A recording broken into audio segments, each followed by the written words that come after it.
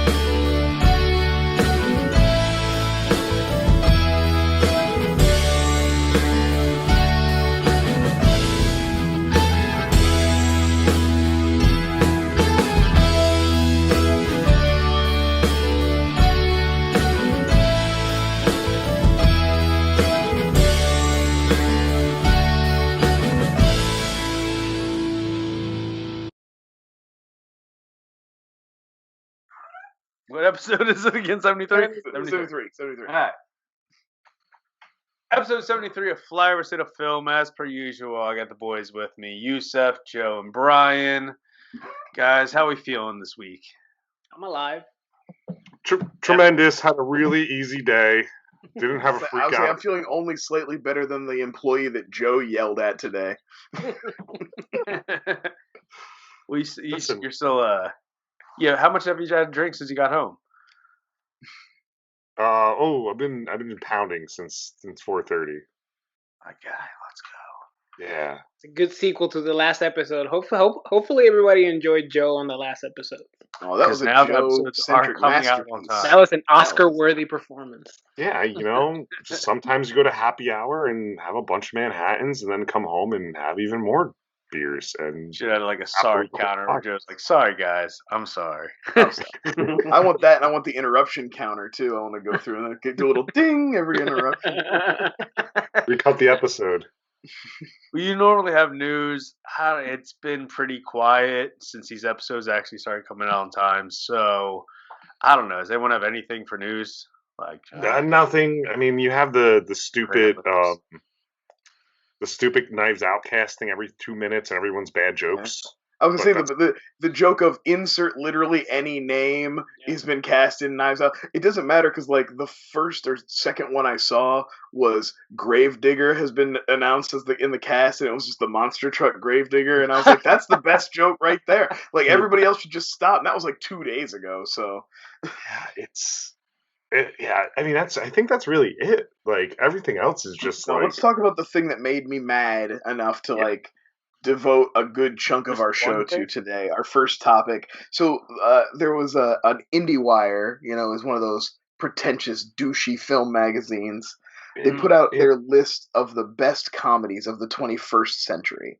So I think we should just read them, right? Just read them? Yeah, read them off real quick. Yeah.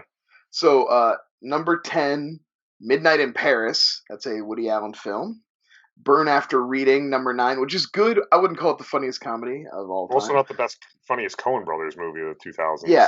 8 is Enough Said, which I'm not 100% sure what that is. That's the James Gandolfini, Julie Louis-Dreyfus. Oh, okay. I just watched that recently. Very good. It's a drama. Yeah, it's a drama. It's not fun. Number 7, 40-Year-Old Virgin. Number 6, Superbad. Number 5, Team America. Fine. I'm fine with all those being on there. Number 4, Grand Budapest Hotel. Not even the funniest Wes Anderson movie that it came out.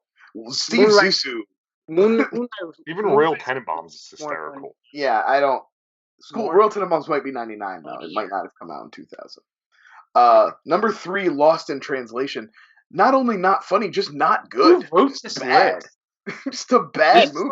This is like a college kid in like his third year or her third year. Like this is the meme of Dwight saying he's seen 248 films wrote this list. That's what that was. This list is like somebody's trying to get laid. Like I'm really into cinema. Yeah, I don't know about you. I love cinema. Oh, you like Superbad? Well, I'm sorry, but have you seen Little Miss Sunshine? The top two. School of Rock which Great. I know a lot of people have a lot of nostalgia for, so I'm not going to take anything away from that. It's probably fine. I've never really seen it. Number 1, this is the funniest comedy of the 21st century per IndieWire, Sideways. A movie I don't even know what that is. that I think made me cry.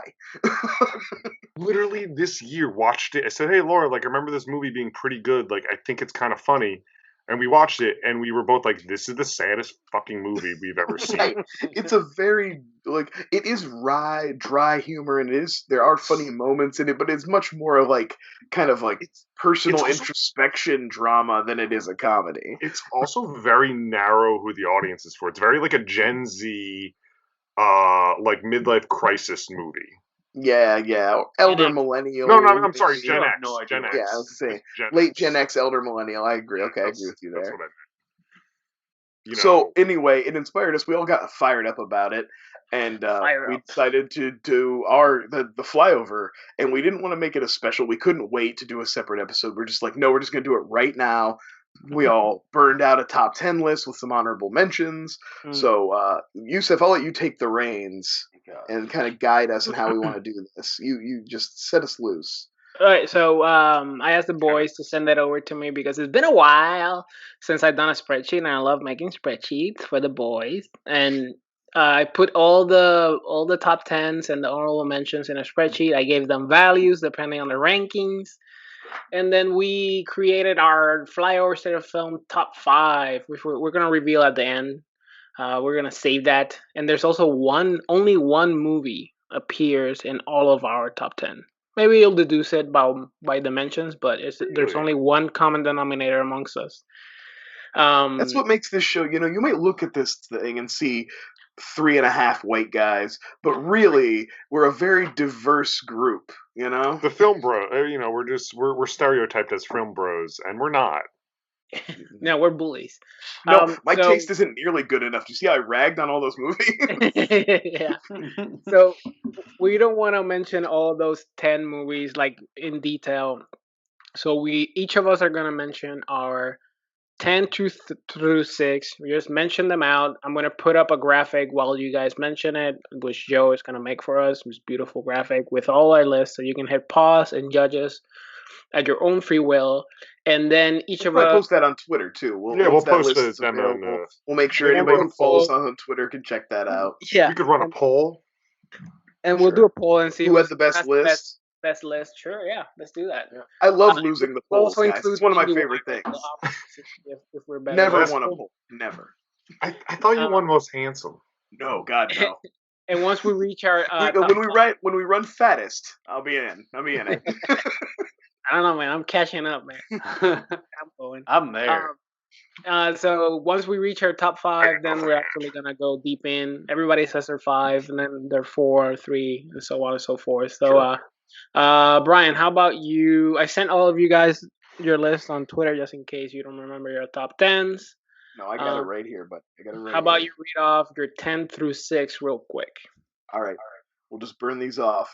Number 10, Step Brothers.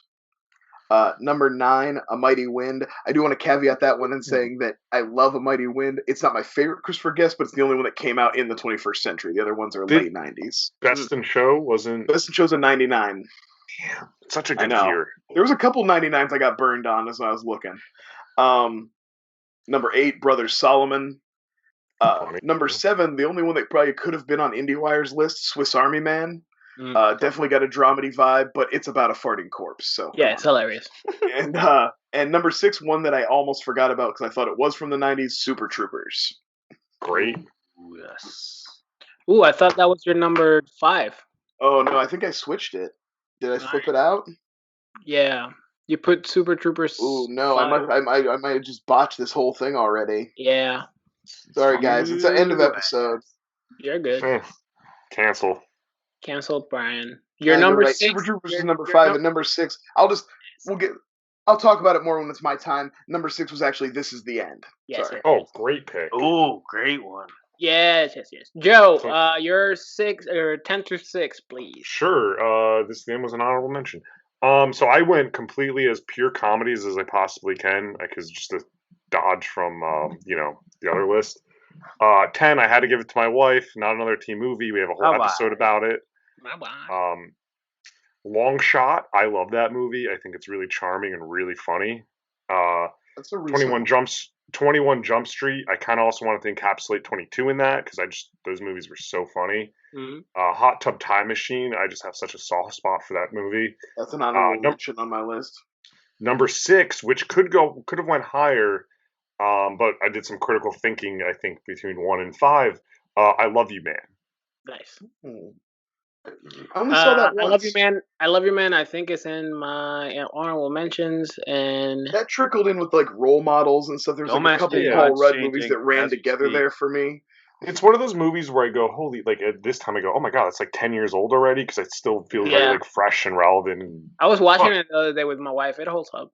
I'll do my 10 through 6. I'm gonna leave TJ for the last. My 10 through 6 is number 10 is This Is the End. Number 9, Bridesmaids. Number 8, Anchorman, the first one. Number 7, Wet Hot American Summer. And number 6, 21 Jump Street. Joe and I agree a lot on, not the order, but we have a bunch of them similar. Yeah. I definitely forgot about the Jump Streets, but I do like those movies a lot. Yeah. How about TJ tells me his 10 through 6? No, I'm ready, yeah. My number 10 is going to be What We Do in the Shadows. Great pick. One of my favorite. No, that's not your number 10. Are you going to make me go by the actual list that you gave me? Yes. This is the one that I use for ranking. Why did you let me write all these down? No, you can't change it now because you already put it into the computer. Yeah. Right, let's go by my number 10. Ink. My number 10 is an instant classic. Came out in 2011. It's the starring Adam Sandler movie, Jack and Jill. Yes. Number 9 is, it's about love, friendship, what you do for your friends when certain issues come in the way of things. I now pronounce you Chuck and Larry. Yes. 8, Grown Ups 2. Yeah. So we'll leave the rest. A little 7. Team Edward. Now, did this gentleman ever lose it? I don't think so, if you ask me. Some would say so. But The Wrong Missy with David Spade. That was the worst movie I watched all summer. Shut the fuck up, Joe. Number 6 is, classic. What do we do with all this room? It's just so many activities, Step Brothers. And yeah. That's it. Yeah, that's a beautiful list. I'm very proud of your list. It's great. I really want to hear what TJ wrote down. No, we don't. We don't want to hear it. Brian, give me your number 5 and why. You already spoiled it, but Yeah, I mean, I already fucked it up, but my number 5 is Super Troopers. Definitely one of the times, the hardest I can remember laughing in the theater at something. I kind of got away from seeing comedies in the theater. As I got older, it's I don't waste paying money to go to the theater on a comedy. It's not a visual spectacle. What's the point? I'll watch it later. You guys have a Netflix subscription. Adam Sandler are some of the best comedies you're gonna find. Oh no! You disrespected the segment, TJ. Disgusting. I tried. I called it, right, guys, in the DM. I was like, oh, great. So 3 good lists and then TJ's bullshit. Cool. Anyway, but Super Troopers, I didn't know anything about Broken Lizard. I had never seen any of those guys before in anything. I didn't, and they've all gone on to have pretty decent, kind of under the radar comedy careers where they're not the biggest stars, but they do still put out consistent work and are popping up in things. And Jay Chandersky, or I can never say his last name. Chandra Chekar. He's one of the biggest sitcom directors out there. Yeah, he's he directs a ton of comedy stuff. Absolutely. Yeah. And of course, he had that great role in Jackass 2. Ooh, Jackass 1 was in my honorable mentions. I don't know. It's a comedy. I have a good honorable mentions list. Good, all right. We'll get to that. We'll get around to it, I guess. No, the Jackass movies, the whole trilogy could have been on there, and I actually think that's a real missed opportunity for us to not have got it. Nobody put it on there. We failed. I'm sorry. It's not there. Honorable mentions. But yeah, and Super Troopers is also on my honorable mention list too. It's so funny. It's very It's one of those movies that rewards the viewer for watching it again because there's so many jokes packed in that you probably miss one or two jokes because you were laughing at the first one. Also, comedy Brian Cox too. Like you gotta love a funny get Brian Cox it's the in a best comedy role. McDonald's. We got a cola. Hey, It's for a Ursula, cop. I'm Naked is just a classic. It's for I a believe cop. that when my shit turns purple and smells like rainbow sherbet. Is that the fuck I sound like? Right. I also love Daniel von Bargen as the chief of police.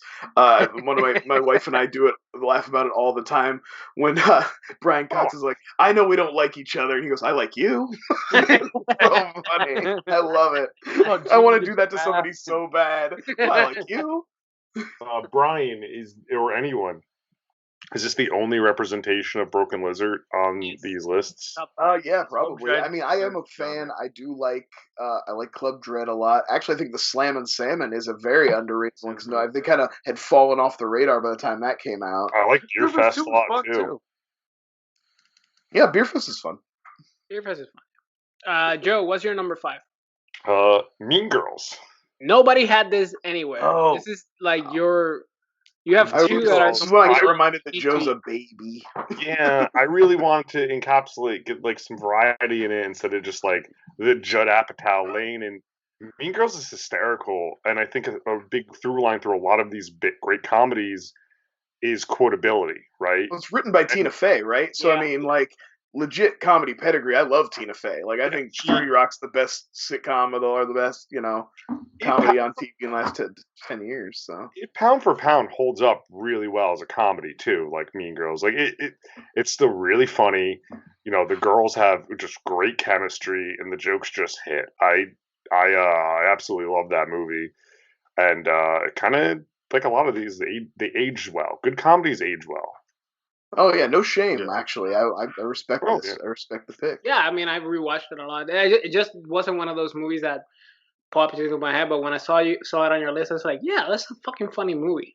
Yeah, it's no shade, no thesis. So it was so fetch. The movie's so fetch.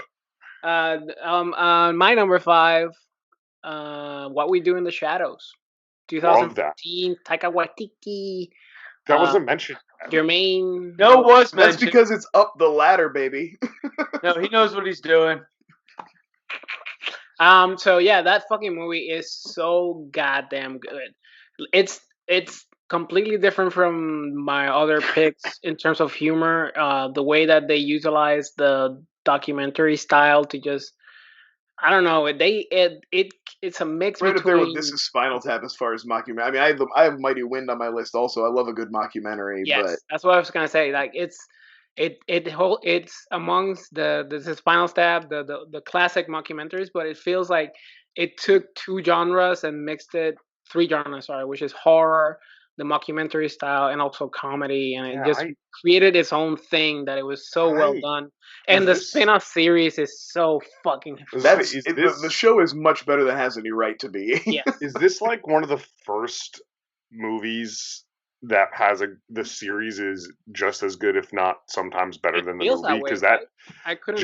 Fargo. I would say Fargo. Oh, Fargo.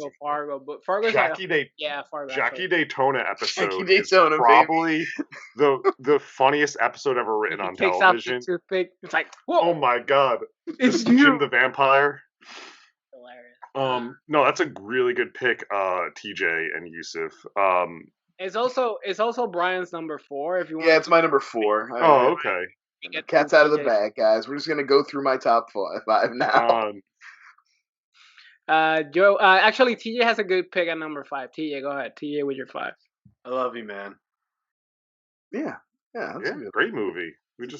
What's I love you, Bro Namath. I love you, Broseph. Thanks, Jobin. Hurt his feelings, guys. Look at him. He's so sad down there. All right, on 3. All right, TJ, on 3. Beatles, Stones, go. Stones. Rush. It's from the movie. I know, but it's honestly the Stones. It's Rush. But yeah, I Love You, Man. In that case, it's AC/DC. I don't know. But what I like about I Love You, Man, and I also have it on I think I have it on my honorable mentions, is that it has so much heart. Like it really explores one of those few topics that are just like bromance, but in a good way. It's not very. There's moments, but it's not sexist or it's like, oh, have you fucked this woman or blah. It's truly just about bonding and just. Well, I spending mean, when time they do go together. golfing, there is a pretty sexist moment. I Yeah, mean, no, it's not that's why I wrong. said One that. That's why I nightmare. said there's Well, I like. feel like it also delves into a little bit of how weird it is to make friends as grown-ups, as we can all attest. Like, you don't just. Yeah. We had to look on the I Love internet You to Man find was just- find weirdos that we actually got along with. Like the people that you actually like don't just pop up in your workplace or like come into your sphere of friends every day. Like I've maybe I made maybe 2 or 3 real friends since I became an adult, besides the people I met online. You know what I mean? Yeah. I Love You Man is literally just, it was TJ and I before he moved. Yep. But then also Joe's the type also on the golf course. It's just like he'll like pick up guys. Not like he'll be just so Accidentally. Like, Wait, hey, yeah. nice balls We you always got have there. more. Can I wet them? Or And then like try and fight him. There's a whole different Yeah. story to that one, but Well, Joe's handsome. If he tried to pick me up, I'd probably be kind of into it. I would try to pick where you the up. devil comes Hey, out. had a couple beers in me, I'd be like, all right. We're at the club. All right, You guys so got a lighter? we Cigar. are gonna Yeah. What's up? we're gonna skip Brian's number 4 since I already mentioned it, but I'm gonna skip my number 4 because I want to save it for Brian's list since I took Brian's number. You're gonna let me have Yeah. one, have one back. That was confusing, and I hate math. Yeah, I'll put a graph and Do I get my number 4 or? yes. Your number 4 ties with my number 2, my number 3. Sorry, so we're good. We can share it now. Cool. Step Brothers, one of the funniest comedies of. It was really hard between this and Talladega Nights for me. That they ranked very. That was similar. easy for me. Talladega Nights. Just but once again, just quotability, like, and a timeless factor of even like the little jokes that I get like later on of like, the Chewbacca mask of like his is movie quality. It wasn't my movie. It's okay. And then seeing people, what I love about movies like Step Brothers is seeing people in those movies that are kind of more popular now, like Andrea Savage and like Kathryn Hahn. That was one of the first places I think I saw Adam Scott too. Actually, Adam Scott, yeah. Well, it's I even can't like hear it's Sweet Child even of Mine Regal. now Rob thinking Regal. of- I think about them driving in the car So- all so the time. It's like- just so many of my friends, or I should say, like Laura's girlfriends, and just go, "You're so fucking flat," and they know what I'm doing. Like, fucking flat. Well, it's like a lot of it's like those weird like background like after a joke hits, and then it's like when they're showing the houses and they keep doing the shit, but then it's like they have the one couple come in and Brendan's on the floor dying and he's holding him. He's like, no, and the woman's like, I can't see no more dead bodies, and runs out of the house. Like the joke hits, but that What's line going right on with there her? nails it. Yeah, it's like I I also can't see no more dead bodies. cannot stress enough how funny Mary Steenburgen going. We heard about the fart. So No, funny. her best line is when they were like animals. They were swinging she tries to separate the fight in the front lawn. I don't know. He had this crazy look in his eye, and he said, "Let's get it on." I thought he was a rapist. She's so attractive. Yeah. Fell in love with her. And Richard Jenkins, honestly, hysterical in She's that on, movie. Last Man on Earth. She's so funny Yeah. on that too. He was a lesbian in that. Yeah, Step Brothers was such an easy I The- feel like I built my list around Step Brothers. Yeah. Because that when we mentioned like 21st century comedies like Step Brothers, and then I started thinking of others. It came in at number 10 on my list probably only because I almost forgot it. And then when I had like a couple other things that ended up in my honorable mentions that are like similar, and then once I found Step Brothers, I was like, oh, of course, Step Brothers. And then I was like, it was late in the game, so it just kind of got slotted in at the bottom, I think. Even TJ that was fucking around with this list, he put it on number 6. And now I can reveal that Step Brothers is literally the only movie on all of our lists. That is the one movie that hit all of our lists. I mean, I'm a guy who, I mean, if anybody watches this goddamn show, I like my 80s, my early 90s, and like the just out of the weird corners of the fucking movie verse type films. When it comes to like 2001 comedies, when you told me, I'm like, like I don't. There's so many fucking movies that just go like this over your head that like you wouldn't even think about, like slapping like the salmon one. I love that fucking movie. Would have never thought about it in a million fucking years. That's like a 1 o'clock in the morning Comedy Central movie. I But love then I'm like, the movies on my top 10 list here for 21st Century are so good. But like if I had to make my all-time comedy list, Yeah. I don't know how many would make it. You know what I mean? Like, So, like, because it's like, so much stuff from the 80s and 90s would be on there. In I have 90s like for me three with the that pop in comedies. my head, with Step Brothers is one of them, because it's, again, like Joe said, like it's probably out of all these movies, even though it's all of our lists, it doesn't break into like the top three. It's in my top three. Most quotable. It's in use stuff. It could be like a lot of these movies were. I had a hard time interchanging, and I was trying to do a little bit of. It's subjective. Oh yeah, as you can see, I Yeah. mean, I flip-flopped my 5 and 6 and forgot, so that's Yeah. how close they were. I literally sent Yusuf a text last night when I thought of Hot Tub Time Machine at 7, going. That was 7 good. was. That's What one of the 7 ones like was- this one that just, it's funny. Yeah, it's 7 originally at 40-Year-Old Virgin, and I'm like, no, I have so much representation of that type of movie on this list. A lot of Apatow. Let's take it out. So, but Step Brothers, I think, is a quintessential, and it describes us very well too. Being Step Brothers is the shared movie. Yeah, Symmetry. it's super fucking funny, and I'm We're gonna Step move Brothers. on. I'm gonna move on to my number one, Wait, what about TJ's number 4? Brian's number 3, Oh, and TJ's number 4. TJ, introduce it. Oh, I don't know. It's your number one. I feel like you should have the honor for it. And I'll get the respect to having to put this on my list. That's about it. So, Hot Fuzz. Hot Fuzz incredible. is so fucking perfect of a movie. It's so goddamn good. Like, it's the For the greater good. quintessential. Like, Shaun of the Dead, it really does take a genre and put it on the head. But Hot Fuzz does it so much better. Like, it takes. Go ahead.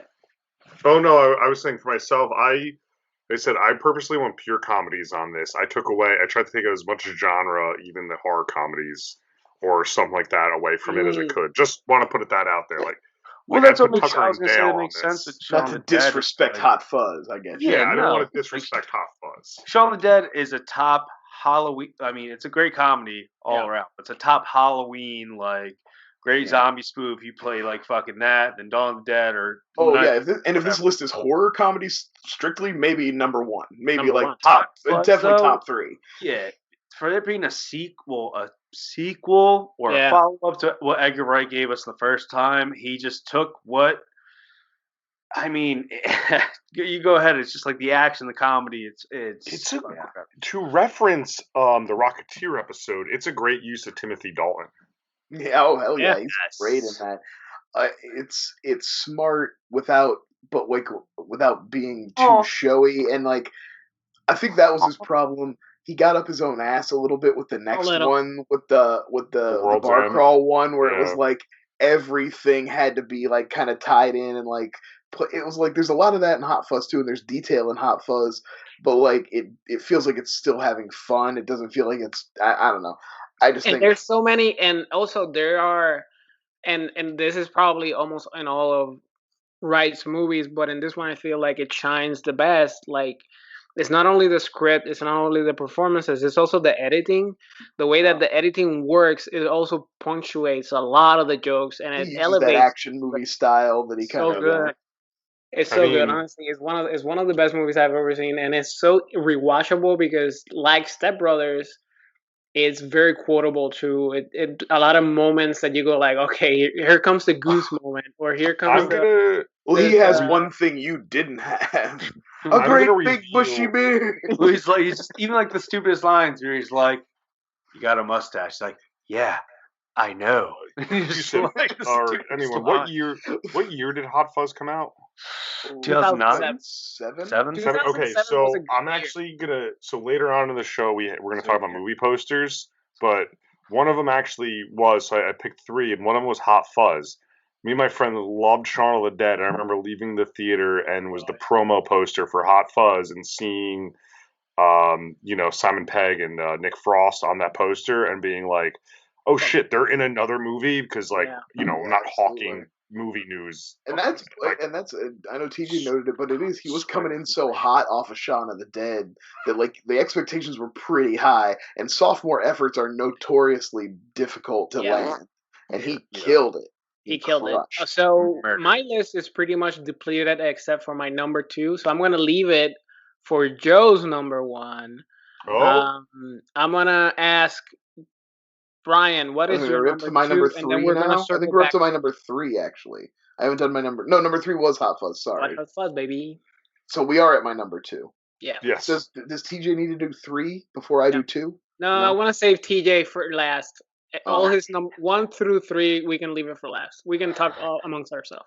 Yo, I could talk about Hubie Halloween all night if you want. Okay, so my number 2 was one that I was legitimately mad about when I was scanning my collection and looking and trying to figure out, and then I came across it. I was like, oh my god, I can't believe I almost didn't put this on the list, and that's why. And then it shot up to number 2. That's MacGruber. Yeah. I mean, I love that that's represented here. A pitch perfect I love that you parody, and actually, it's going to share something in common with my number 1 pick, which is like a pitch perfect parody, but also stands alone on its comedy chops. Like you can watch MacGruber never knowing anything about MacGyver, and still it's fucking hilarious. You know what I mean? The base, and I remember the joke in the sketch was kind of one note. So I remember when the movie was coming out being kind of skeptical, but like at the time I was also not aware of what a comedy force of nature Will Forte is, and how like incredibly funny and smart he is, and it was so good. Just like my comment about Hot Fuzz, MacGruber stands on the shoulders of fucking Val Kilmer. Oh yeah, that's true. That's a great villain performance, just like Timothy Dalton. I agree.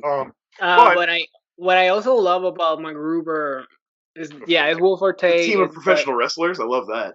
Yes. That's what I was going to mention. That they did such a good joke that Deadpool 2 stole it, which is the organizing of the group and then immediately killing them all. And then he blows them up, and then later when he's talking to Val Kilmer, and Val Kilmer starts being like, well, I had assembled the world's greatest team of assassins, but then I had this hand-packed C4, and I blew it up. And he's like, oh my god, that happened to me too. He's like, no, because I'm not a douche who blows up his own dudes.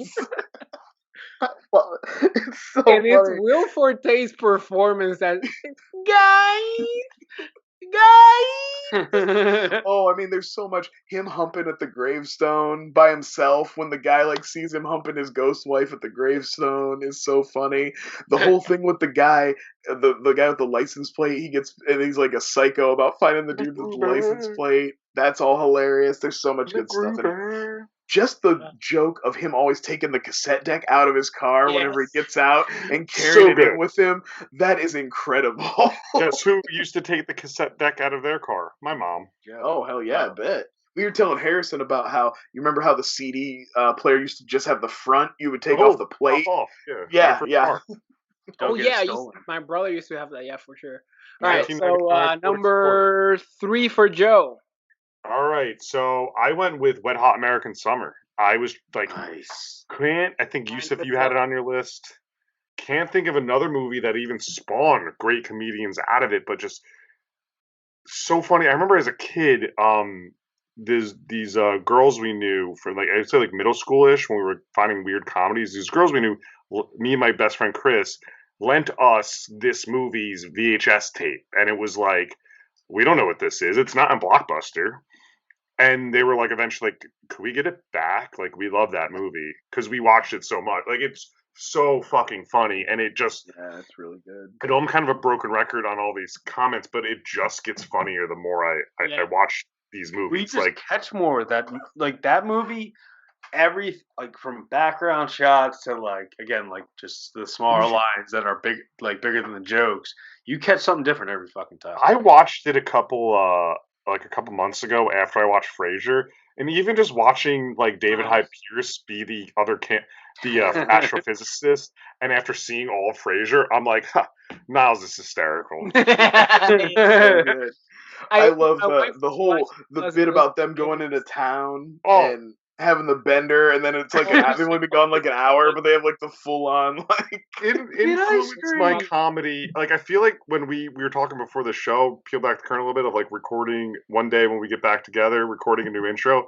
Like that's the type of bit I'd love to do in the middle of just like, oh my god, they're all just strung out on heroin, and then back to like, wasn't it a great time? Or you know what's underrated on the toilet again. You know what's an underrated joke in that whole movie when she goes, "I'm cold," and he's like, "Oh, okay, like give me your flannel," and he immediately goes, "Oh, I need my flannel back after like not even a minute." It kills me.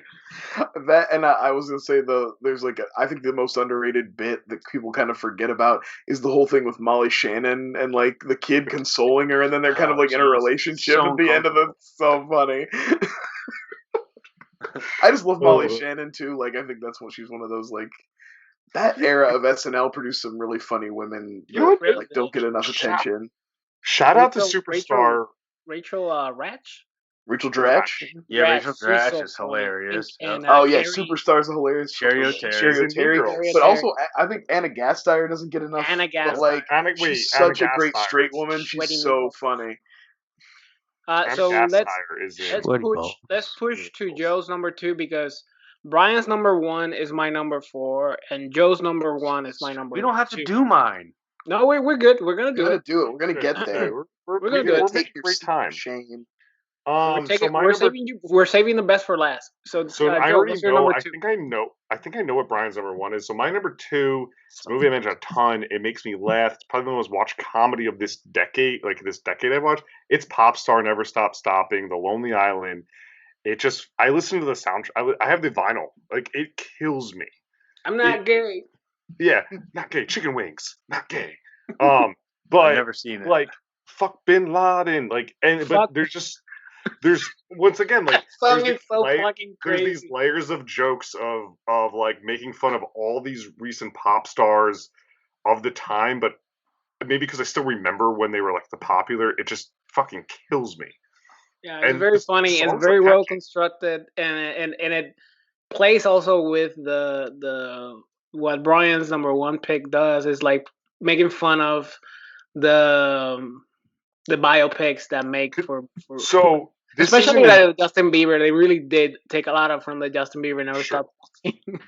So this isn't in the Bieber. I'll stop talking after this. This isn't in the movie, obviously, but so I saw them live before like pandemic. They did a little tour live, and they had a bit with like I think Akiva writing in his bed, being like, "Oh, the number 1 movie in America for 17 minutes, which grossed blah blah blah," like making fun of their failure of this movie, and it was so fucking funny.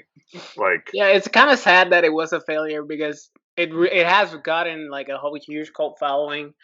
And like people gravitate towards this movie, and kind of similar to what happened to Brian's number 1. There's a movie none of you have fucking mentioned yet that I'm kind of surprised about that kind of falls in the line with this.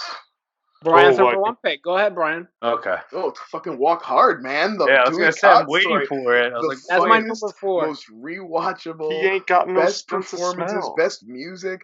The only thing I will say is like the one I do like. I'm glad Popstar got represented because it's like the one thing they don't do is Dewey Cox doesn't do a hip hop album, which is fine. They do have the thing where they sample his song. That's like the bit at the end where that's how he gets famous again. Oh, yeah. Some rapper samples Walk Hard, and it's kind of like the. It's very similar to. Reminds me of when Snoop Dogg sampled Riders on the Storm. Yeah, absolutely. But like, I mean, this for me broke John C. Reilly out as his own. He had been kind of like Will Ferrell's second fiddle for a little bit, and then like the Walk Hard was where I was like, actually, I think he's the funny one, and Will Ferrell just happens to be more famous. I think the music in it's incredible. I think like the way they represent all the eras, but the songs are not only good songs, but they're funny. That's the thing I didn't mention when I talked about the Almighty Wind, but like when the songs are good, but they're also funny, it's so like it hits me just right. The wrong kid died. Yeah, Wrong Kid Died is, Lost my and I sense of think, smell. and I think it holds up as like, even though it is a perfect skewering of biopics, even if you've never seen a biopic, Walk Hard will be hilarious. Like you'll be able to. It- There's so much funny shit in it. It kind of ruined like Walk the Line for me because I used to be like, It that's a ruined great all biopics biopic. for me. I can't watch them anymore. It's so funny you mentioned John C. Reilly because there's literally crossover 3 times through this list with all of our other topics that are supposed to be. Because I just want to mention John C. Reilly really quick, because it doesn't. So in 2002, he was in 4 of the 5 Best Picture nominated films. Yeah. That was the Gangs of New York year, right? Gangs of New York, Chicago's, The Hours, and The Good Girl. Wow. And I just always think that's incredible. And then, like, a few years later, he gets this big comedy breakout. Yeah, so that was my number 4, and now my number 2 and Joe's number 1. Go ahead, Joe. Oh, okay. Superbad. I can't think of a funnier movie that truly I meet someone and I don't know anyone. How was Anchorman not on Joe's list? It was. I love Anchorman, but it's an honorable mention. It's an honorable mention. Wow. Blown away. I was just really trying to show different representation. I'm blown away. I love Anchorman. I don't want to disrespect Anchorman in that, but Superbad reigns one supreme for me. Anchorman probably. I had would take 10, Superbad, and be honest Booksmart with as like a twofer in my honorable mentions. Yeah. And I would probably honestly trade like my 10 for Anchorman, but I want to give Laura some love. So You deserve it. But Superbad, I mean, we think already it's did an Daily. episode for her, Joe. What else? What? Come on, man. Dude, Stop she asks kissing for her a ass. lot. She asks for a lot. But no, I agree, man. Superbad is, and it's probably because it came out during my senior year. So It came was out like my sophomore year, yeah. The humor was very tailored to my brain during my first watch. When I was, I don't know. It fucking hit so hard, and it's good on a rewatch. Like I seen on the rewatch, there's a couple of moments where you go like, Yeah. but Jonah Hill just rapid fire jokes hit so hard every single time. Him in the party when he gets the period on his leg and like trying to play that off, and the way he's like, what weird, right? It's so I love funny that. there. I love when that scene, that one girl who's dancing with him, he's like, Brad, hide your gun. you dance hot. Like, I don't know. It's just something about that movie. Like, I think I say like daily, like when I come home, like, oh no, it's the cops. Like, oh yeah, Mike Lovin and the cops, Seth Rogen and Bill Hader are so fucking funny in this. So good. Plus actually gets funny as the years go on. Sequence, him drawing all the dicks is also hilarious every time. Like the tiny fat kid with the afro drawing dicks. It's so fucking funny. Met the wife at paintball. The one moment that always makes me laugh, doesn't matter how many times I've seen it, and it's one of the most quieter moments. It's literally towards the end, and they're both in their they're gonna sleep. I was like, we're gonna say, I love when the girl's like, I'm gonna give you the best blow, Jay. Just love how fucking awkward. That's the thing. It's like, I love they truly capture the awkwardness of like early sexual experiences and trying to be sexy as a teen and shit. Another really good moment of that is when they're like, yeah, we did some crazy things the other night, and it's just them in the basement like trying to chug beers and like watching like Bang Bus. Yeah. I totally had a buddy's basement where I did those things. All right, so let's close this topic out with TJ's top 3. TJ, top 3. Give me a second. I gotta pull up my list. It's my list. Number 3 is Kevin James' classic, The Zookeeper. Oh, phenomenal! Sylvester Stallone as the gorilla, just phenomenal. And he's playing a shark in a new movie coming out soon. Yeah, he could do it all. Yeah. Number 2. I don't know if this is okay to say right now. With not a racist movie, and it's very topical too. Yeah. Don't Mess with the Zohan. Oh, I thought you were gonna say LaQuisha. Dude, come on. Yeah, not controversial at all to back the IDF right now. Seems like a totally normal thing to normalize for us. You know, Number one, I'll which give probably Don't Mess would with have been. Zohan credit. Let me give Don't Mess with Zohan credit. They do use Nope, Stallone nope, from Entourage as a love nope, interest, and more movies should do that. Nope. And this one would have been an honorable mention on my list, no matter what, because I think it's a funny movie, and I like this movie, and it makes me feel good inside. But my number one is Grown Ups. Adam Sandler, Chris It's a fun Rock, movie. James, I think Steve it's a fun movie. Buscemi, I've never seen it. I'm gonna get chocolate Rob wasted. Snyder. So to really close it out, based on our top tens, I gave them value on depending on the rankings, and then I divided it by 4.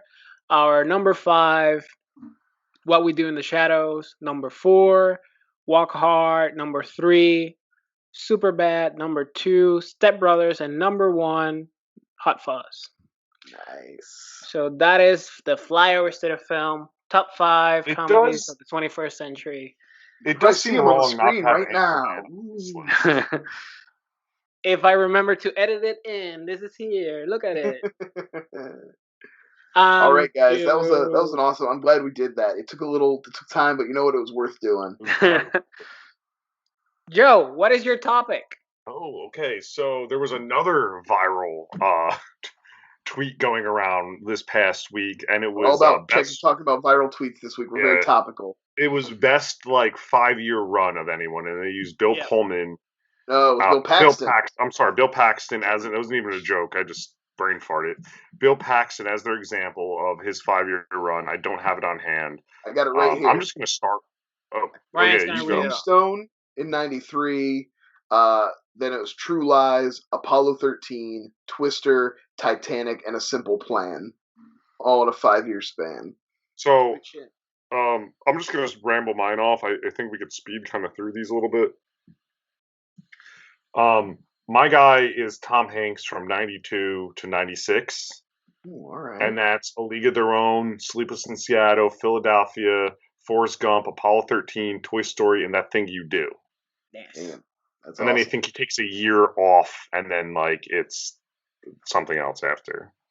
But that is like a murder. I mean, maybe Sleepless in Seattle is a weaker one there, but No, I love like a murder. Well, I That's think like a I took into murder. account because there's some movies that I took into account was like, this is maybe not my favorite thing, but it was a big movie at the time. It's still a well-regarded movie. You know what I mean? Like, and it's a fine enough bridge to get you to the next movie. That's how. And the thing with the Tom Hanks thing is, it was interesting looking at his IMDb because he was in a slump off of doing, even though I love The Burbs, he just did The Burbs and Joe vs. the Volcano, which were I love flops. Joe vs. the Volcano. Oh, they're fun movies, and They're both basically, good. What I read was he asked Penny Marshall basically of like, give me the role in A League of Their Own. I need a hit. I need to be in something. I don't need to be the star. Because they had done big together. Yeah, and she said, "You help my career, I'll help your career," and that's like propelled him, this stepping stone into going from comedy to serious. Oh, we covered League of Their Own in some episode. Yeah, there's another Flyover episode. I just also picked it with my first pick for my sports movie draft on another pod I did. Like, I love that movie. But this sets off an amazing run. My Twitter answer, because I was trying to be film snobby, was John Cazale, because he did like literally 5 movies and died. And then died. Talk about going out on a high note, man. Yeah, it was like enough. So it was like all Oscar-winning movies too. Yusuf, what do you got? I have 3, but I'm gonna read off one first, and then we go around the room, and I'll do more. Jackie Chan. Oh, that's a great pick. 1994 to 98, he did Legend of Drunken Master, Rumble in the Bronx, First Strike, Mr. Nice Guy, Rush Hour, and Who Am I? Damn. Well, I mean, it's a solid run. That's a very solid run. So good. I was so in love with Jackie Chan during that run. It's so every single thing he touched turned to gold in my eyes. And the one that maybe doesn't stand out for you guys is Mr. Nice Guy, but that was one of my favorite movies. Mr. Nice Guy. Oh, so good. He's a celebrity chef, and he's misunderstood. He's protecting the reporter. He has to kill Yeah. everybody. He just has to Is- kick his way out of trouble. Is But that another Hong Kong movie? Like no, maybe- it's No, it came out in the outside States. America, Yeah. Oh, But okay. they also dub everybody. Same thing Yeah. they did with the Rumble Oh. in the Bronx. Same Yeah. thing. Wow. Like I've actually been watching a lot more. So ever since I got the Criterion of a cop story, Oof. a police Jeez. story, sorry. I've been watching a lot more Jackie Chan. Like I just picked up the Blu-ray of the Rush Hour trilogy, and I tweeted out the other day. I forgot how much I love that first one, and just like junk food loved that at least the first two. Yeah, the I think second and third are junk food for They're sure. fun. They're Yeah, fun. but I mean, the first you one get is a good Jet Li. legit good. The second one, first you get a good Jet Li, like villain in America performance out of him. Yeah. But anyway, go on with the more Jackie Chan picks. It's fun that you No, mentioned out there. those were mine. Obviously, Legend of Drunken Master, we already covered it. That's a masterpiece. There's nothing wrong with that movie. Rumble in the Bronx, that was the introduction to Jackie in America, pretty much. That was the one movie, like his jump from building to building made him a star in America. Like he literally jumped the pond, well, the Pacific, the Atlantic pond. The Atlantic. Maybe one of you nerds would know this. Does HBO Max have Jackie Chan Adventures on it available? I don't think I've seen it. Ooh, I missed that cartoon. That was a That's good great shit. cartoon. Yeah. Yeah. Alright, I'm a nerd What were too. they- That was the interrogatory. Totems? Yeah, the totems and the grandpa. Yep. Yeah. Brian, what was your pick? I'll circle back to me. Yeah, I've actually got 3 here too, so we can do a couple. We can do a round. But Alright. we all knew where I was going to go, so let's just get my first one was get the low hanging fruit out of the way. It's actually a 7-year run because it goes from 79 to 85. We're talking Apocalypse Now, Empire Strikes Back, Raiders, Blade Runner, Return of the Jedi, Temple of Doom, Witness, Harrison fucking Ford, and I could have done one in the early 90s too when he was doing the Jack Ryans and The Fugitive, because the man is a monster. You said 1979. Literally to what? named 79 to your son 85. after him. I didn't name it after him, it's just a coincidence. It's a good name. I'm not judging. I mean, I want my son to be named after Harrison Ford. Oh my God, my wife and her best friend still talk about Harrison Ford older. Like, oh, Yeah, look at him. Still got it. He's I'm still like, got it. He is hot. Him and his earring. when we decided to do that run, I didn't even look at Ford. I was like, this is Brian's. I'm not even gonna because I And then I did it, and I was like, I got to get some other stuff here because this is too predictable. So that's why I've never seen Apocalypse Now. What is he in that? He's got a very small bit part in that. It's not a huge role in that. That's fine. How about you, TJ? Before we I went for like something a little different. I mean, kind of just a little bit last minute, but I was thinking of like for 5 years, like a cool evolution of work, which is tight. Oh, like I love that. I don't That's like a everything. Joe answer. Yeah, I don't like everything this guy's done, but I think that from what he came from and what he's doing now, I guess, I mean, it's pretty cool. But this goes from like 2011, 2016-ish, but he's still going now, and he's even a bigger name now. What was your pick? I didn't hear you. You're cut out. He didn't say it yet. He didn't say the name. He was. Oh, no, I'm sorry. I thought you said it. So I went like Chris Pratt, and I went with started with like Moneyball in 2011. Then like Zero Dark, like again, he's doing background type of shit, small roles, Zero Dark 30. Then he gets Guardians. Then he gets Lego Movie. Then he's doing Jurassic World. Then all of a sudden people are talking about him being the next fucking Indiana Jones at some point, which is dumb. But it's like one of those things. Like he's still going. He's doing Passengers and like the big sci-fi stuff. Not everything hits, but like being a guy like that who He's watchable. he looks like the everyday dude, and then turns into the fucking like the star of the show. We don't have movie stars as like we used to, like who carry franchises. Like now the ideas carry the franchise, but he's one of the closest to like a newer generation of that. We do like early Leo, but that makes no sense. Like Romeo, Titanic. I was talking the beach. I was talking the other day about Chris Pratt in Guardians, and it was like, say what you want about him, I don't think anyone else could have done that role and made that movie shine. It's a great role for him. I think James Gunn was the perfect voice to get behind the camera and Brendan actually Fraser. Brendan Fraser, but he was too old by the time Guardians came out. Brendan Fraser. Even like people wanted Nathan Fillion. Because of the whole background. What was the thing? Glenn Howerton. People were talking about Glenn Howerton was up for that role, which would have been he would have been fun, but I don't think he would have been. I am a golden god. Yeah. It would have definitely been a different kind of performance for sure. I would love to see though almost Chris Pratt's career if he didn't get Guardians and just was like who he was in those background roles and was doing these things, but you're like that guy. Yeah, Parks and Rec role where you're like, that's the star. He kills, but we don't need to see him all the time. Wiping. One of my favorite Chris Pratt jokes in Parks and Rec is when he's the cum on the back thing. No, it's when he's describing movies.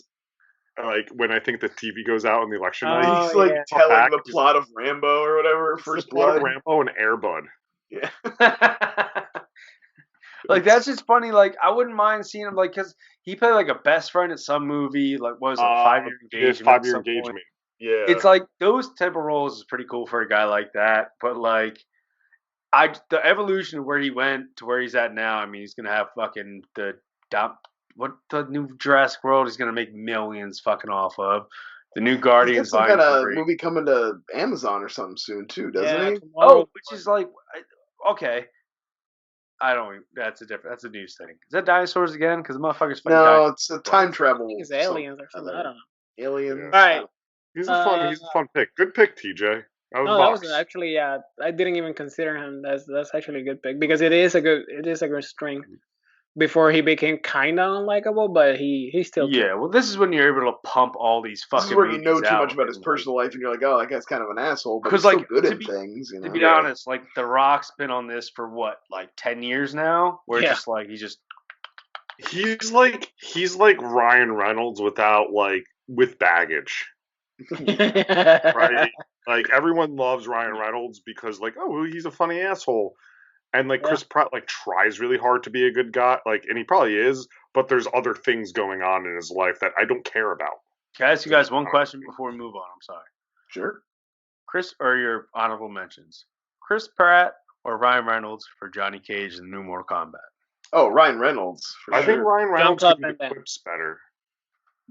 That's all I want to ask. Yeah, no. All right, so my honorable mention, I'm going to do one, you do one, Brian, and I'll do the other one, you do it. Yeah, I got it. Corey Feldman, 1980. Oh, yes.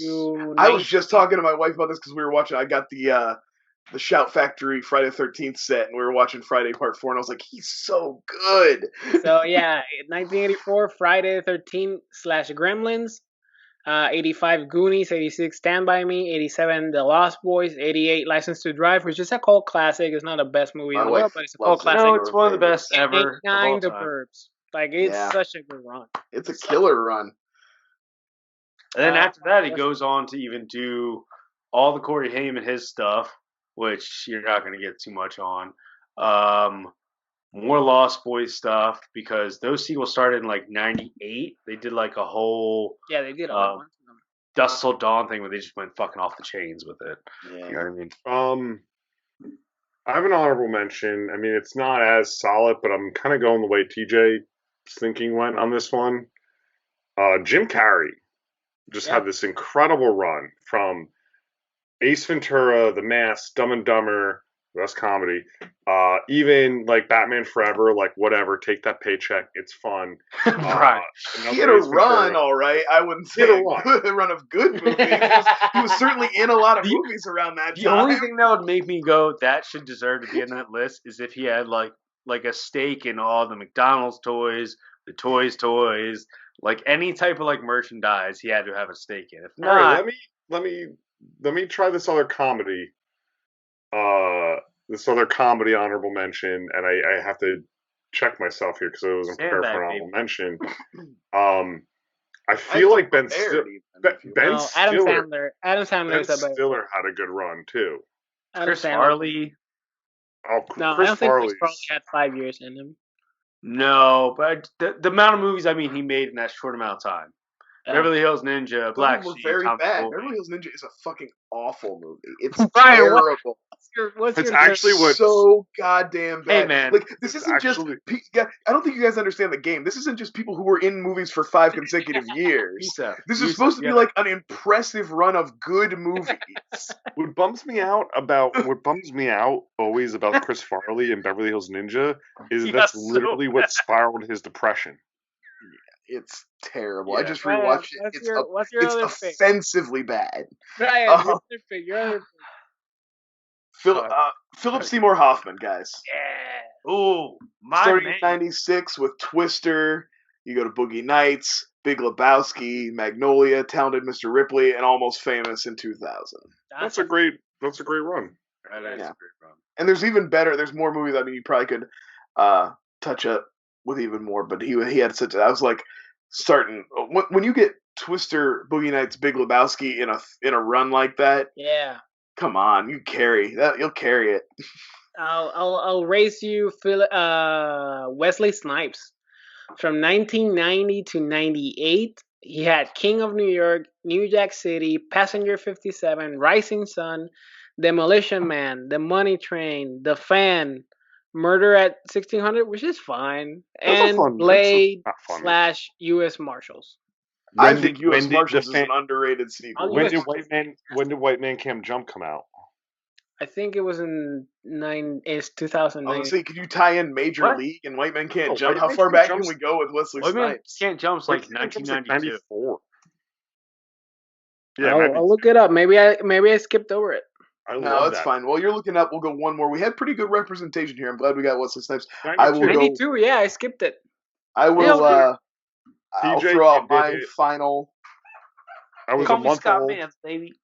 I was a month old, and I love that movie. My final pick was Julia Roberts. Ooh. Starting in '89, you got Steel Magnolias, Yep. Pretty Woman, Sleeping with the Enemy, Hook, The Player, Pelican Brief. Nice. That's '89 to like '94. I just watched Sleeping with the Enemy for the first time. That's good. They're good. It's a good fucking film, dude. Good It had me on the movies. edge of my seat the whole time. I'm like, oh shit. Like I miss- they I forget, miss- like they don't make those '90s thrillers anymore. Those No. things come like straight to Amazon and nobody watches them. The But like last, they don't make those like adult thrillers anymore.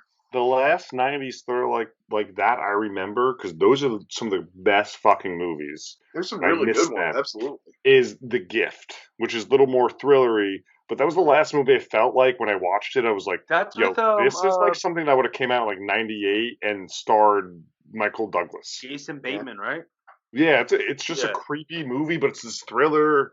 Anyway, that '90s tone, like I'm gonna watch The Pelican Brief soon because it's been a while. All right, All right, let's so- shake it off. Let's do one last little quickie. Do you guys want to skip it? We can save it for the other Save one. it for another day. We're running Yeah, long. let's jump into the movie. Okay, all right. We're running a little long, guys. Oh, Yeah, well, you guys know what it is. It's a TJ episode. So I made love the guys the watch a TJ movie. episodes. I like TJ episodes because the movies he picks always have a song that goes along with them.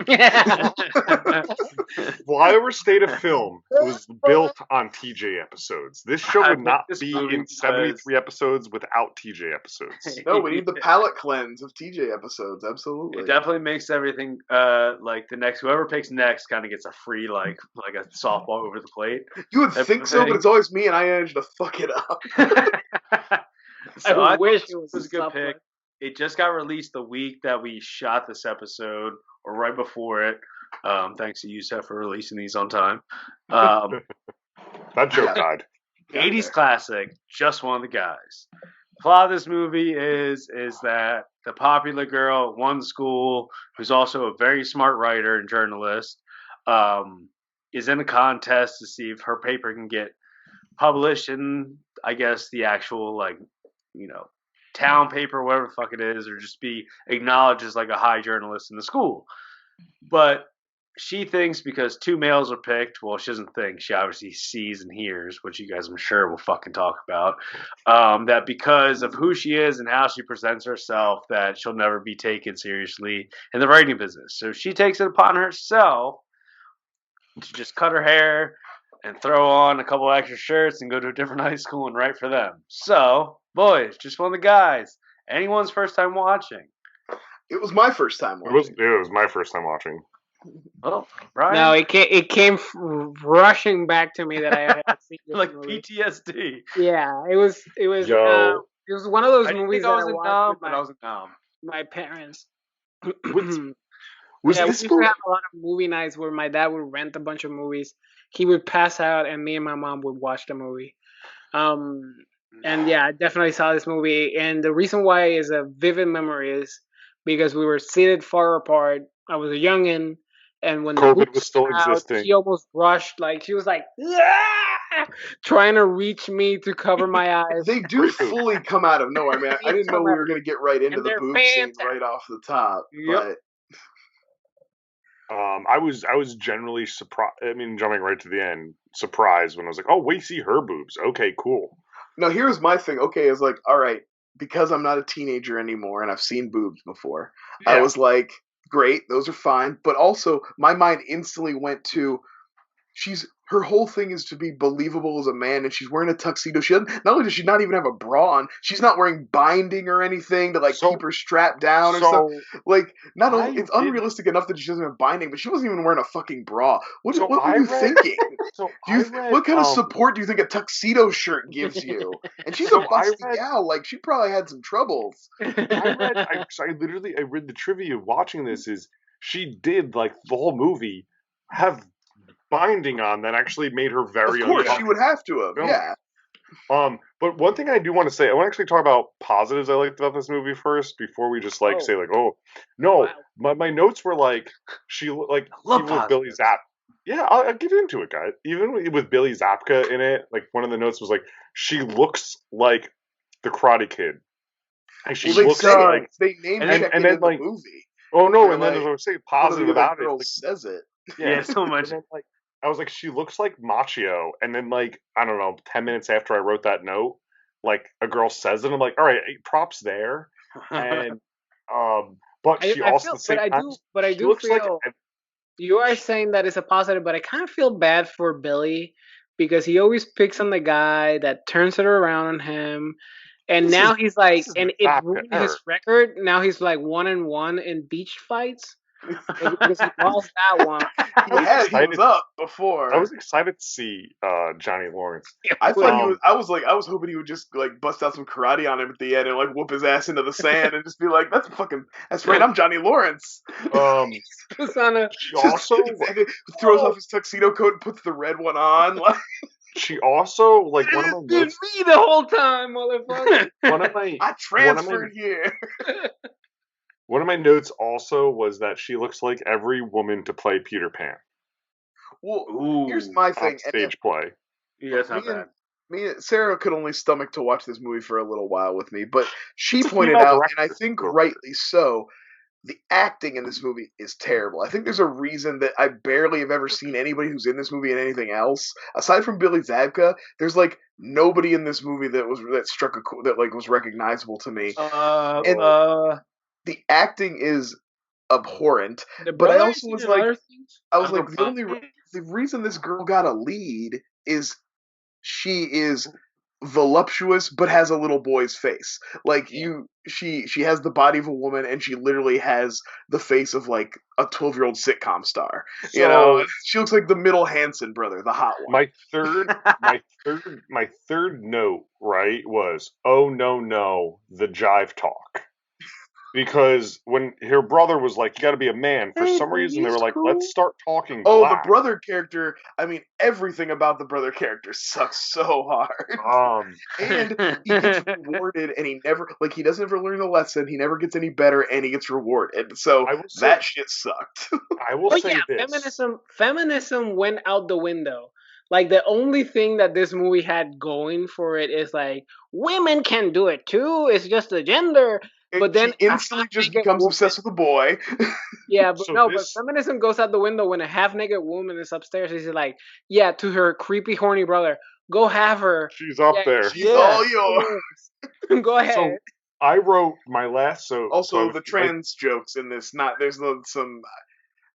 Well, oh wait, go ahead, Joe. yeah, no, my last note of this is I have a few notes here, but my last note is this is the gayest movie we have watched on Flyover. Like, and not in the way where it's like for us, like everyone in the movie just so like hyper like afraid and like it's just very Oh, gay. definitely get into the gay panic part at the end. But the other note I have, which I thought was funny, is she, the whole plot's like there's really no stakes. She just wants to prove she can be a journalist. Is this girl in 2021 would be the Ruth Conda forever? I want to talk a little bit about that for just a second, because like the problem is never that she's a girl. No. The problem with her writing is never that she's a girl. Both the writing teachers, when she's a girl and when she's a guy, tell her the same thing. It's that your writing is good and your subjects are boring. They tell her to pick better subjects. It is never about her. The only person who thinks it's about her sex is it literally should have ended. Right. The movie should have ended as soon as he said, when the second teacher, the teacher of the new school, tells her that. Yeah, that's so. She's the only one who ever makes it about her sex. The teachers are very forthcoming about it, and then she's like, "No, they're lying. It must be my." Well, those first this two is are a little bit movie, sexualized in there. This movie is the reason why women directors don't get chances to direct. No, I'm kidding, but like it is a female director of this movie. Oh, that was the joke. Oh, I didn't know that was. She was a female director. A female director trying to make a studio comedy in the 80s. I'm clearly making a.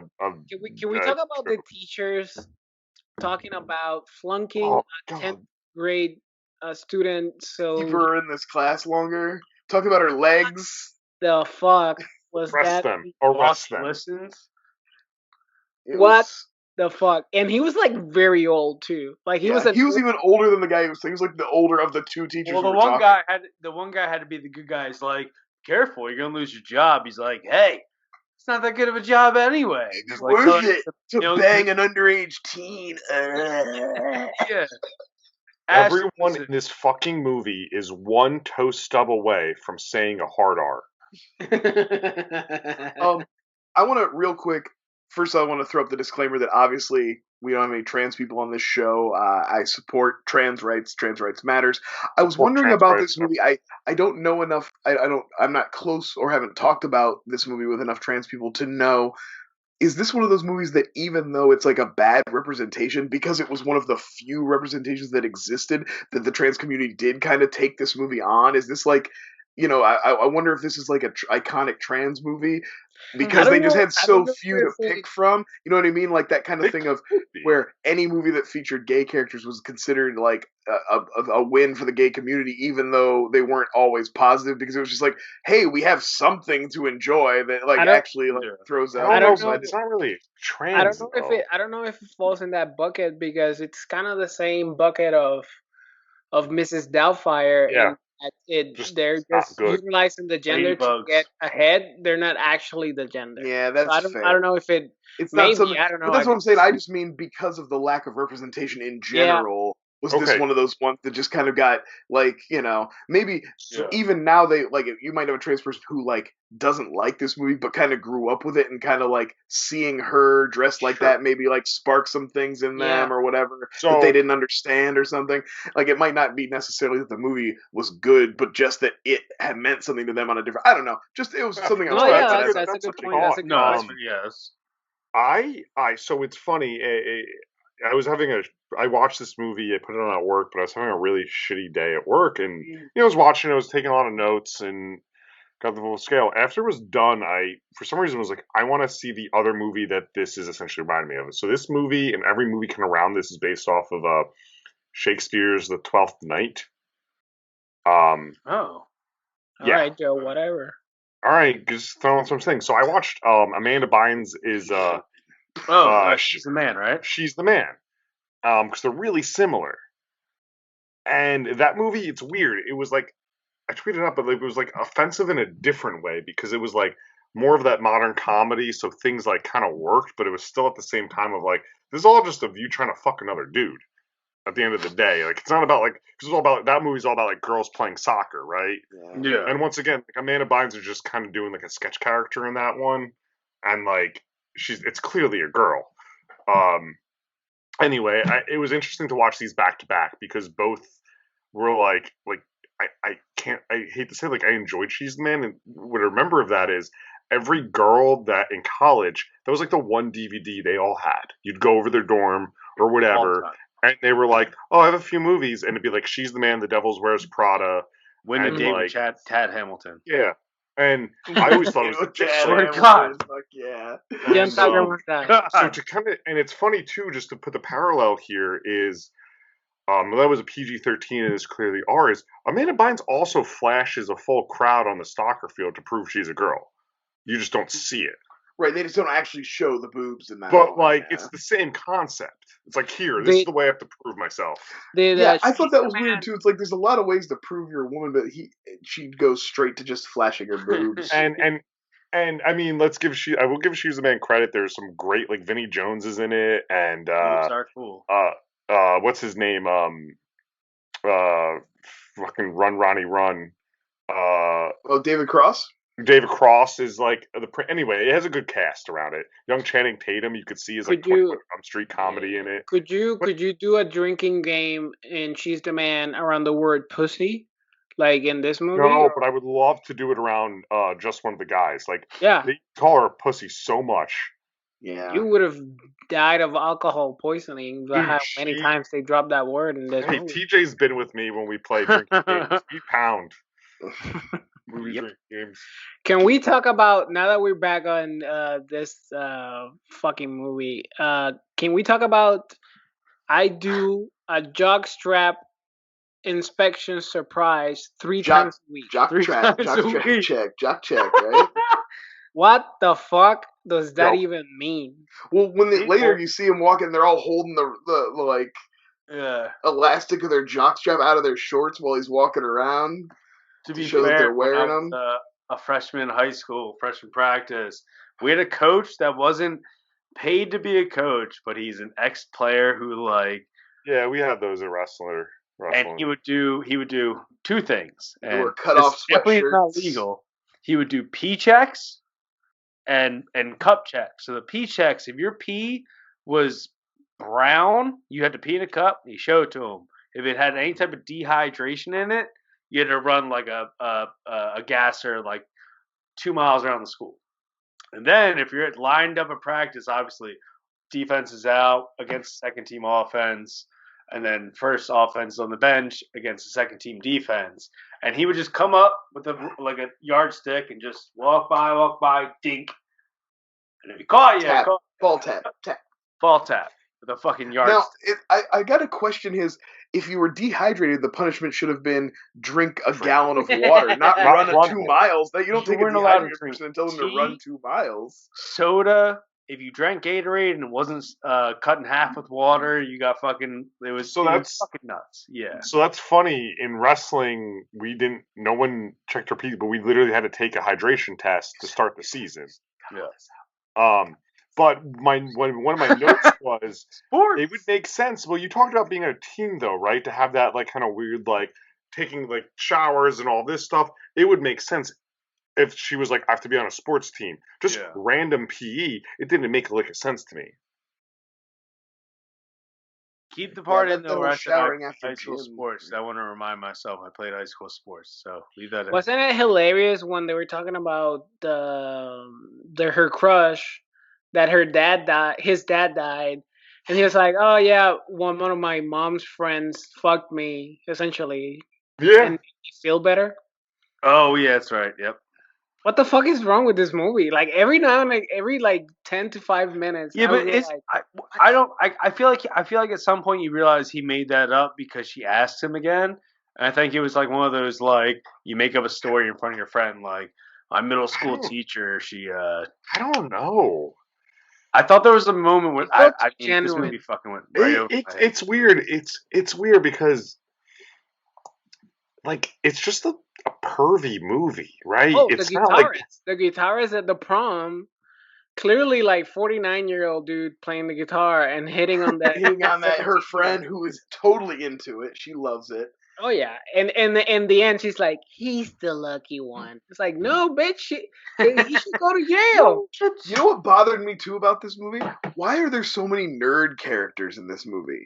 None of them have Revenge of the anything to Nerd do came with the out last plot. year. Revenge of the Nerd came out the previous year. Oh, I gotcha. Okay, because there's like I looked it up. Chameleon the guy. guys in that you got class. the two guys who were like best friends. I was like, that's all you need. But then there's also the weird lizard guy, and then there's like William Zabka also fucks with a couple other nerds too. Like throughout the movie, he doesn't just focus. The I was two, like, what? the two brothers that are from like an alien planet. Yeah, that like speak to each other in like weird Yeah. alien. And there's Yeah, when and you they're know what? separated. Those dudes still manage, even though they're total nerds, manage to still be gross creeps too. Like they have some like lines that are like, "Oh, you are also a fucking misogynist," even though you're like this. But it's not like You're like- it's not like I you mean, know, Big like- Bang Theory is the biggest example of nerd culture being fucking misogynist and I sexist hate and that show. nasty Yeah. as fuck. The I hate that every show. every stupidest person I knew while that show was on would tell me that I reminded them of someone on that show. It's the funniest show ever. You would love it. You like movies and nerd stuff. You like movie? You're wearing a flash shirt, bazinga! Fucking kill yourself. Sorry, Mom. I know you love this show, and I know you love Young Sheldon.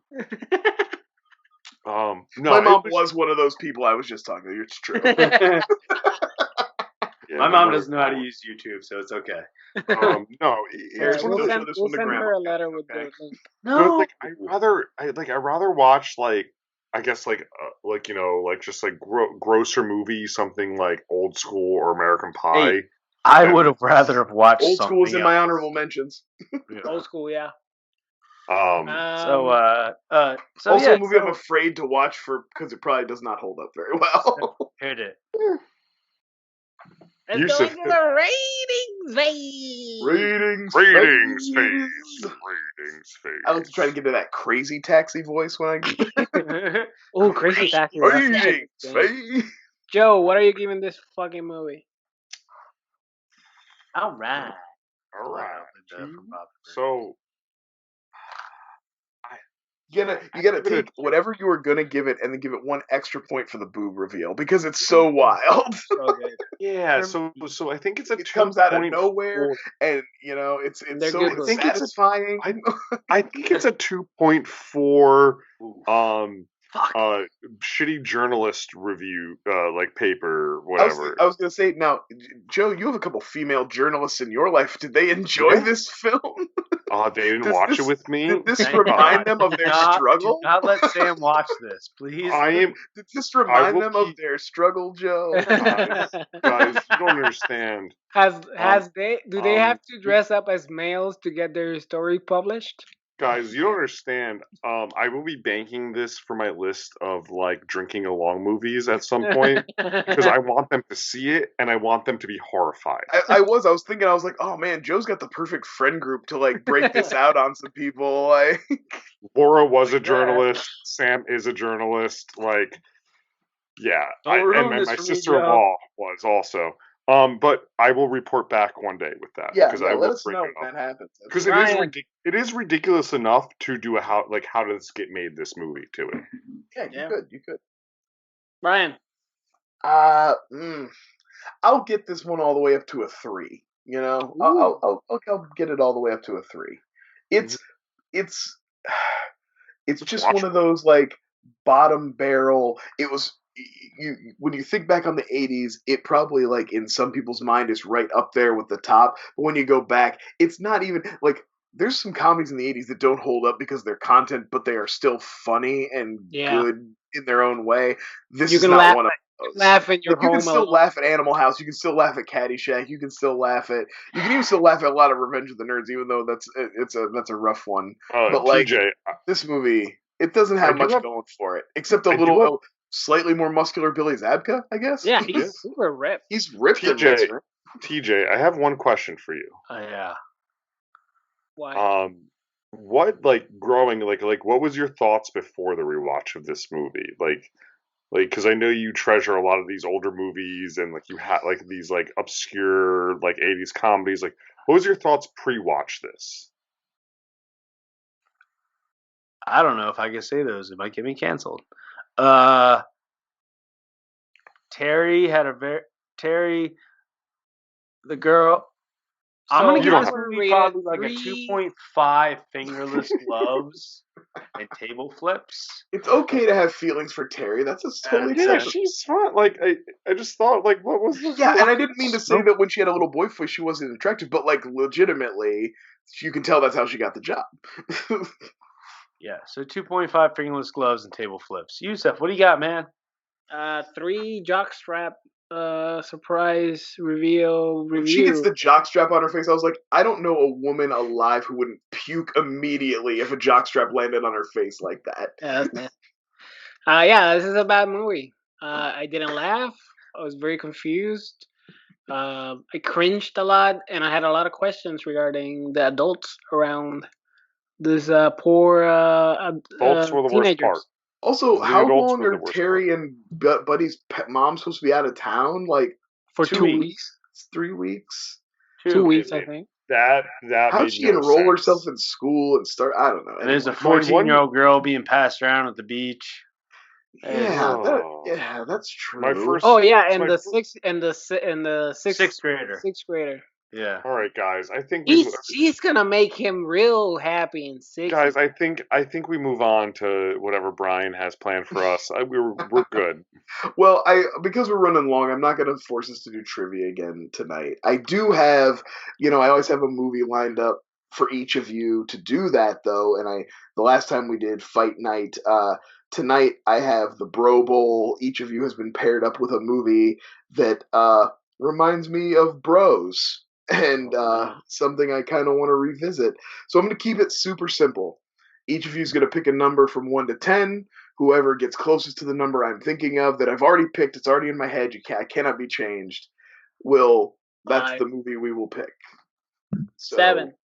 Okay, 7, 5. 8, and 5. All right, I'm going to think of a new number. Yusef and TJ, go. 5. 3. You guys keep like double ending the number, so I got to go with what you call it. I'm not actually. You go the other way and say that you two eliminated each other by doing that, and give Joe the win for being the farthest from my number. Now this is funny because the movie is something that actually came up in not too recently, and it was been on my list for a long time. And came up on Twitter as a one of the era of Pulp Fiction knockoffs. That we're all trying to do more Pulp Fictions. The movie is Suicide Kings. I literally Christopher added. Walken, Johnny Galecki. I think I fucking just saw added it. The guy from Wrong Turn. Nice. Now, the question that we Nice. always I've get never seen into is, do you guys want to hear the other two choices? Yes. Okay. For Yusef, I had Very Bad Things with Mhm. Christian Slater and Daniel Stern. And, I love that movie. yeah, you used to. Do you still? And then Yeah. for TJ, I had PCU. With, Oh, Oh. I own PCU. Yeah, PCU that's when I was trying to tell Harrison about it, and I was like, it was back in the 90s, and the whole joke of the movie is like, PC culture is stupid, and it's like, now I've only grown to realize that like that's a shitty ass way to be, and like, so like I used to really enjoy that movie, but going back and the whole joke is like, look at all these people that care about things. It's like that poison 90s toxin that was in my veins that was so. Right. That was so perfectly pointed out in some of your guys' picks, 21 Jump Street. That was one of the jokes I thought they nailed perfectly, where it had flip-flopped and like the toxic mentality of Channing Tatum was no longer like the way. That's He me. wasn't the cool Like, guy. what? It was Caring about things is cool now. Like that's me. That's how I feel. So Suicide Kings it is, guys. This was a great episode. Where can the people find Phenomenal, you, Brian? Oh, find me on Twitter at Hercules. Whenever this episode comes out, Yusef will be throwing up graphics of our top 10 comedies. So engage with us on those. Tell us what you think. Anybody else who wants to go next? TJ, where can they find you? TJ. I'm at TJ Dex on Twitter. Do not engage me about my top 10 because I did it to myself, but I have more. I mean, I guess engage me so I can tell you the real top 10. Other than that, go fuck yourself. Joe. Yeah, you can find me at Chendega1 on Twitter.